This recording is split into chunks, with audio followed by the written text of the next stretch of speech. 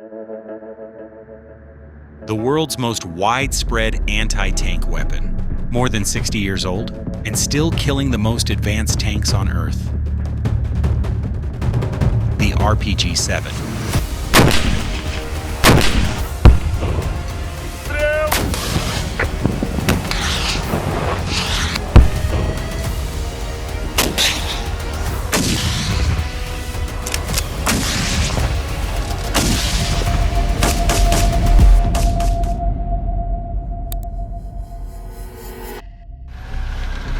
On today's battlefields, where steel-clad behemoths weighing dozens of tons stand as symbol of technological supremacy,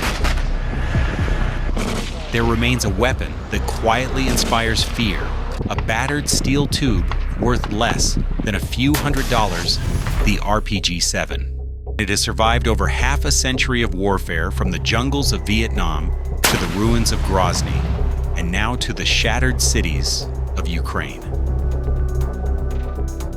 People call it the poor man's weapon, yet in the right hands it can turn a $1 million tank into a burning heap of useless metal.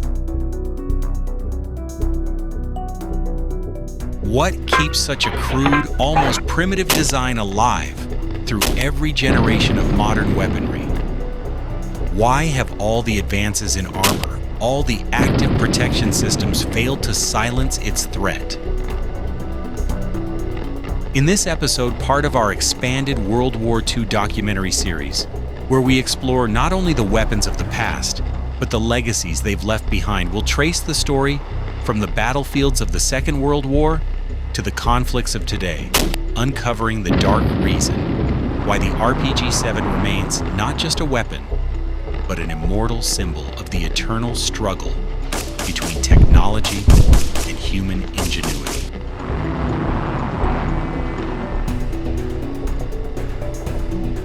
Looking back at the origins of the RPG-7 is like tracing the entire evolution of handheld anti-tank weapons through half a century of warfare. In 1931, the RS-65 prototype was born, envisioned as the first true tank killer. Yet it lacked one crucial secret: the Monroe-shaped charge, and thus failed.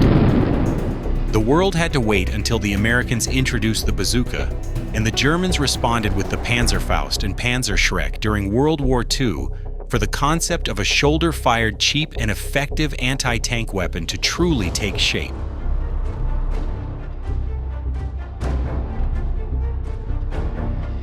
After the war, the Soviet Union inherited and refined all those lessons. They began with the RPG-1, then developed the RPG-2 in 1954, stronger, more accurate, and for the first time proven deadly on the battlefields of Vietnam. From there came the RPG-4. And finally, in 1961, the RPG-7, a weapon whose simplicity concealed genius. What seemed like a crude design would go on to alter the balance between man and machine, between willpower and technology.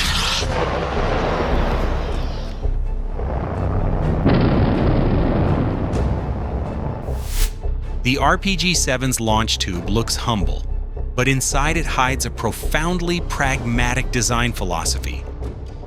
A roughly 3mm chrome-plated steel tube, rugged, low maintenance, and reusable, so the gunner needn't fret about upkeep under brutal battlefield conditions. Why did designers accept a narrow tube yet allow a large warhead? Because rounds are front-loaded, the warhead's casing bulges outside the tube, letting the launcher stay compact while carrying comparatively large warheads. When fired, a booster charge ejects the projectile from the tube to roughly 11 meters, then the main motor ignites, and the stabilizing fins deploy the round flies at about 300 meters. The launch creates a pressure wave and a flame behind it, so you always need at least 2 meters of clear space to avoid backblast injuries. A PCO safety fuse ensures the warhead only detonates on impact.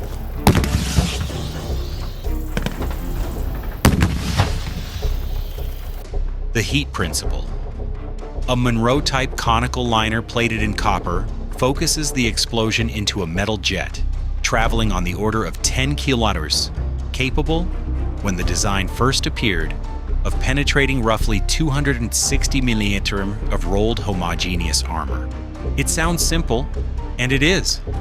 That very simplicity is what makes the system both lethal and enduring. In the RPG-7's arsenal, each warhead tells its own story of how humans learned to harness destructive power. The heat warhead, the system's heart, is proof of Cold War engineering genius, a single thin copper cone that when it detonates forms a hypervelocity metal jet capable of piercing almost any armor. Beside it sits the fragmentation round. When you're not facing steel, it becomes an effective anti-personnel weapon, bursting into thousands of deadly fragments like a small mortar. Then there is the thermobaric, a true nightmare in confined spaces, where pressure and heat combine into a crushing blow that annihilates anything that still breathes. Finally, there are the auxiliary variants, smoke illumination signaling. They may sound secondary, but they are what make the RPG-7 a versatile tool of war. From armor penetration to shredding flesh, from breaching walls to flushing out bunkers, this weapon seems to have an answer for almost every target on the battlefield. Not a coincidence that the RPG-7 became a nightmare for every armored vehicle. Behind that modest launch tube lie 3 reasons it endures cheap, easy, and effective. A weapon that costs only a few $100s can be taught in a few hours, yet can bring down a combat vehicle worth millions. More than 9 million units have been produced, a number that even the AK-47 would envy.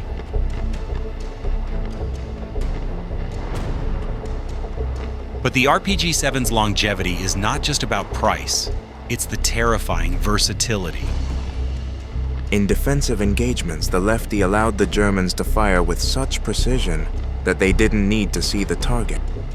They set the gun, pulled a cord to fire from a safe position, and withdrew to cover. Opponents called it the invisible death because no one knew where the bullets came from. In the hands of insurgents, it is the perfect ambush weapon. In the hands of armies, it is a tool to break stalemates. Wherever asymmetric warfare appears, the RPG-7 reminds the world that sometimes the thing that decides the outcome is not the most advanced technology, but simplicity.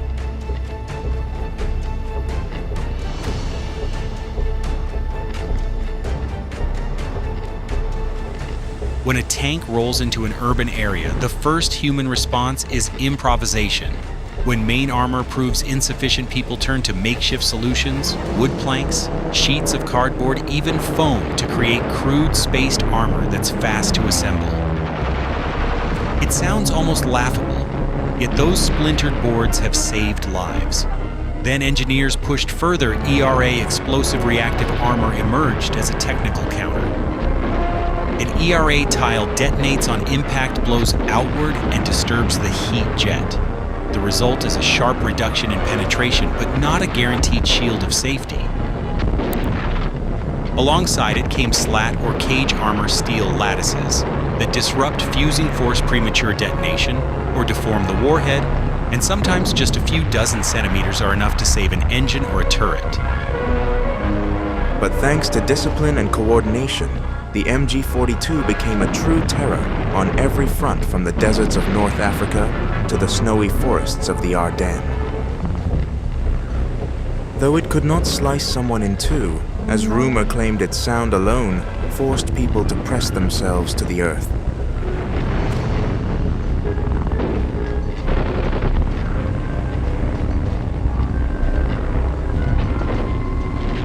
The answer came sooner than anyone expected. Just when tanks seemed to have gained the upper hand clad in layers of explosive reactive armor, it looked as though the RPG had finally been consigned to history. But the history of warfare has always been a contest of intellect and countermeasure. Engineers quickly struck back with the tandem charge warhead, a small precursor charge that triggers the ERA, followed by a main charge that drive straight into the tank's real armor. Once again, an old weapon outsmarted new technology.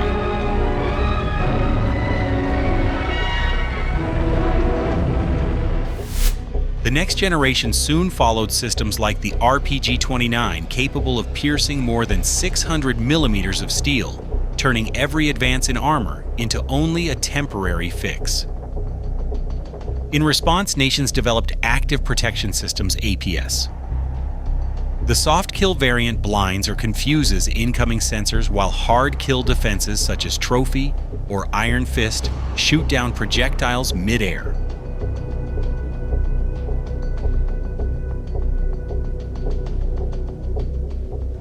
Yet the battlefield is never perfect. Sensors fail, counter ammo is limited, and concentrated volleys can overwhelm even the best systems. Many crews even disable APS to avoid injuring their own infantry nearby. And so the final question still echoes: can technology ever truly save us from our own intelligence?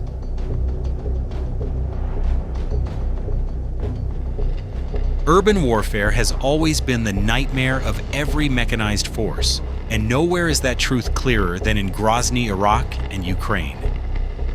In the Chechen War, Russian tank columns rolled into the city like massive prey being hunted from above. From basements, balconies, and rooftops, dozens of RPGs fired in unison. Within days, more than 100 tanks and BMPs were destroyed, not by superior technology, but by terrain and human cunning.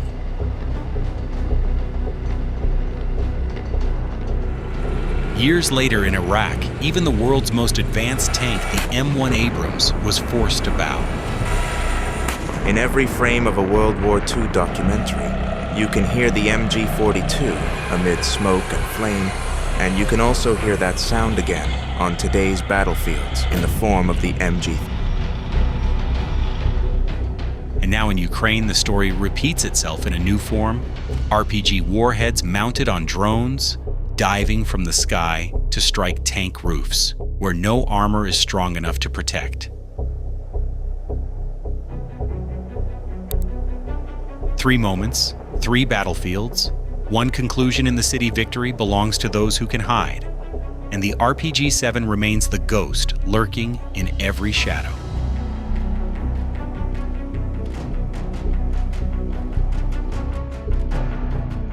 When those tiny UAVs carry RPG warheads, the line between a homemade weapon and a battlefield weapon all but disappears. The fusion of consumer technology with military explosives has created a new form of combat, precise, nearly immune to jamming, and controllable from kilometers away.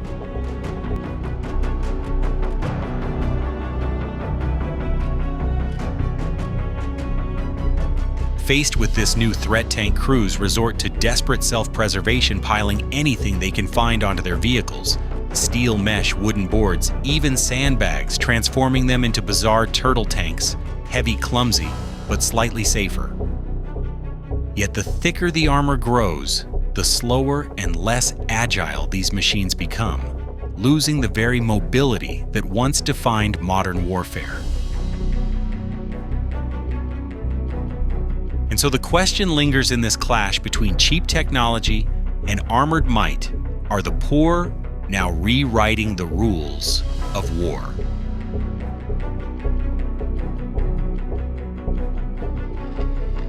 The RPG-7 remains terrifying, not because it's powerful, but because it's too simple to die.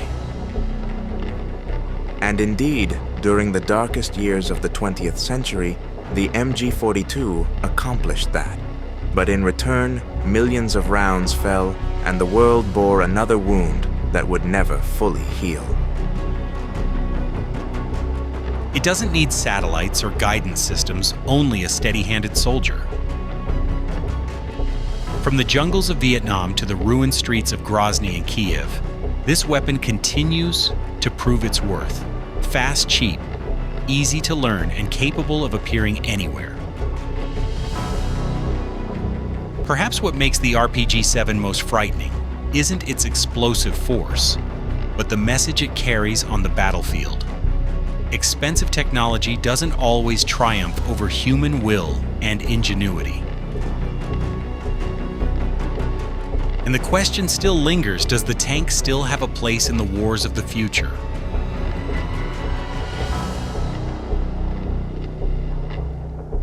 Every era of warfare teaches the same unchanging truth, power, and intelligence exist in a cycle of challenge and response. The RPG-7 is not merely a weapon, it is a reminder that every technological leap sows the seed of its own countermeasure. When the tank first appeared on the muddy battlefields of World War I, it was hailed as the invincible beast of modern war. Yet within a few decades, a simple shoulder-fired launcher small enough to be carried by a single soldier could bring that beast to its knees.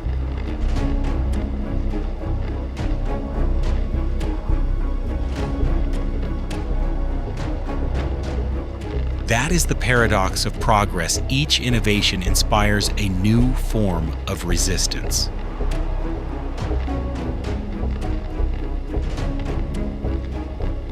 The RPG-7 embodies the ingenuity of the underdog, proof that resourcefulness can level the field against overwhelming power.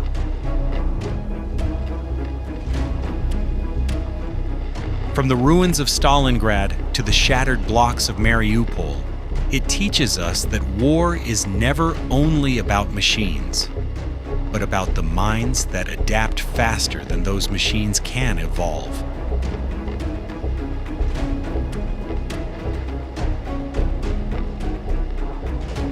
Perhaps that is the most enduring lesson in the history of conflict. Technology may change the weapons, but it is the human spirit that decides the outcome.